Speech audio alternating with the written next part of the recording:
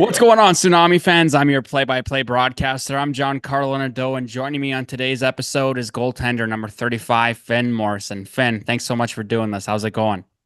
Thanks for having me, man. It's going great. Fantastic. Well, let's start off where it all began. Where were you born? Where did you grow up? I was born New Westminster, BC, born and raised. Do you remember the first time you went on the ice? I do. It would have to be about when I was 3 years old on pond hockey on Frozen Lake. Did you always want to be a goalie? Actually, I didn't. The first time I went in net, would have been about hockey 3 or 4. I went in net. The first goal was a bar down. I hated it. I got lit up, and the rest of the ride home, I was crying about how I'm never going to do it again. And a month later, I tried it out again. My dad just said, try it one more time, and I did, and I loved it. I came out loving it, and I wanted that position every single time. No, that's a fantastic story. And of course, you and your dad have a very close relationship. But I should also mention your dad's also a goaltender. So what's it like to have a dad in the same position as you? Oh, it's amazing. He coached me ever since I was little. He threw on the skates for every practice, came, ran me through drills. Absolutely love the guy. He's the most intelligent guy I've ever been around. Just yeah, he's a great guy. Love him to death. Let's jump into the NHL here. Growing up, was there an NHL goaltender that you idolized that you wanted to be like? Definitely Carey Price, 100%. Carey Price all the way. I even have a signed jersey from him hanging up in my room, and yeah, I love him to death. Well, Carey Price is a great answer. He's one of the best goaltenders of all time. What about his game did you like the most? His tracking, always tracking the puck, always hunting the puck. Super smart, one of the most intelligent guys to play in between the pipes. Just amazing to watch. Great saves. Just never gave up. Carey Price was your favorite NHL player, but what was your favorite NHL team? It would have to be the Oilers. Yeah, Oilers all the way. So you were 1 for 1 on that goalie answer, but now you're telling me you're an Edmonton Oilers fan. So how much love do you have for Montreal? Still lots of love, but not as much after Carey Price is retired. So yeah. Right on. Well, let's jump in and let's talk a little bit more about you. Talk to me about being an AP with the Ridge Meadows Flames last season. Yeah, that was great. Yeah, great experience. Didn't get any games, which was unfortunate, but lots of practices. It was yeah, it's great fun. You know, whether you play or not, being able to practice with a team that would ultimately go on to win the championship must have done a lot for you. Oh, it was amazing. It was a really cool experience just kind of being a part of that team, coming up to the practices and knowing they made it to the end. It's pretty cool. What did you learn from being with the Flames that you brought into being with the Coastal Tsunami? Definitely the speed, 100% the speed. Learning how to keep up, learning how to read the player's body, their stick position, looking at their eyes, just like trying to find the next move. Definitely that. What was a big summer for you, Finn? Of course, you were able to put your name next to the Coastal Tsunami name when you signed your contract. What was it like to be able to join on to the newest team in the PJHL? It was amazing. It's so cool to be a part of a team like this, and Brad and Cayman giving me such a great opportunity. And yeah, I will make the best of it, and hopefully I'm here again next year for that starting position. Well, in that press release we put out announcing that you committed with this organization, you made a point saying that you've played here before, you've played in Gibson's before. The crowd is electric and there's always a lot of fans. Do you still feel the same way? Oh, for sure. It's like a couple nights ago or few nights ago we had about almost 800 people. Like that's crazy at this level. We're the only team to show those numbers, so it's pretty freaking cool, that's for sure. Well, I got a feeling you're going to know this next date I'm going to bring up here, September 22nd. I do. My first win right there. Yeah. What do you remember about that game against Alder Grove? I just remember playing pretty good. Just positioning was great, and that final buzzer went off, and that was my first win. And I have the puck sitting over there in my room, and it feels pretty cool. Were you able to soak it all in after the buzzer went, or did it take you a couple days? It definitely it took me.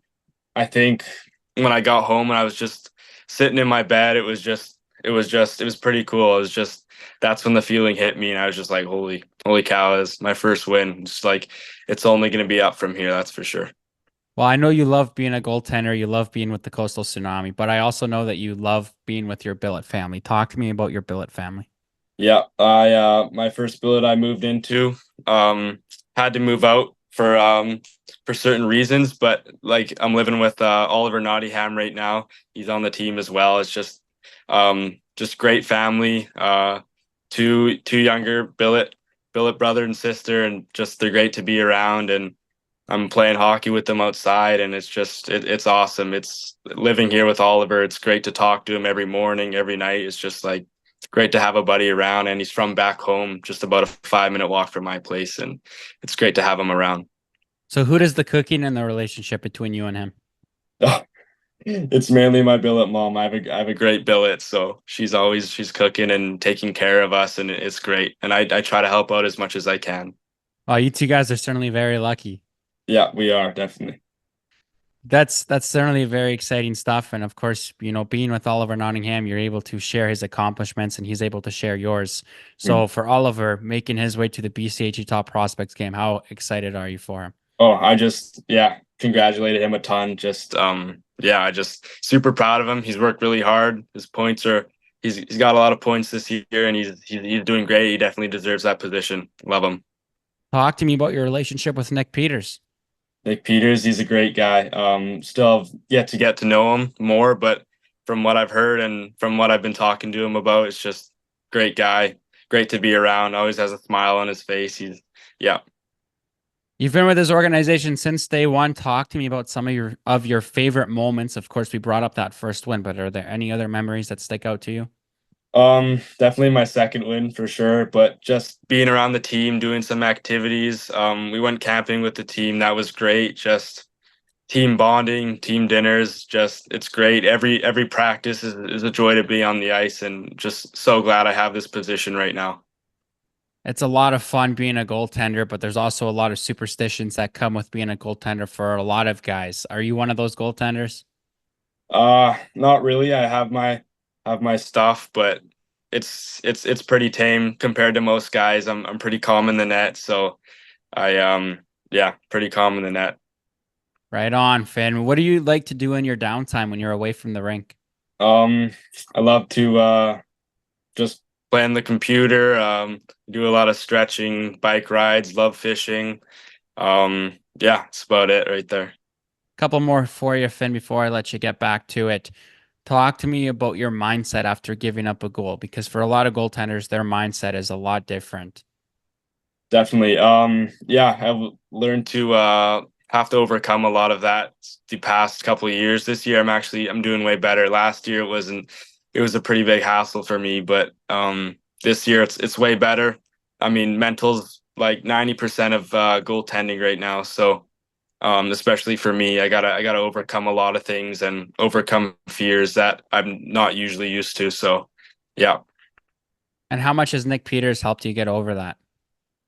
A ton. He's one of the calmest guys I've ever seen play in net. In the half times, just such a calm guy. Doesn't look like there's not a worry on his mind. So I try to implement that into my game too. Yeah, I've got one more question for you just to wrap it all up. This is just your chance to thank the fans, thank the coaches, thank everybody for getting you on board this season. Yeah, for sure. I just want to thank Brad and Cayman and everyone else who was involved getting me on this team. Right, I didn't have a place to play about 2 months before the season started, so this is definitely a big blessing for me, and it's just so glad to be a part of this organization. Wouldn't want to be anywhere else right now.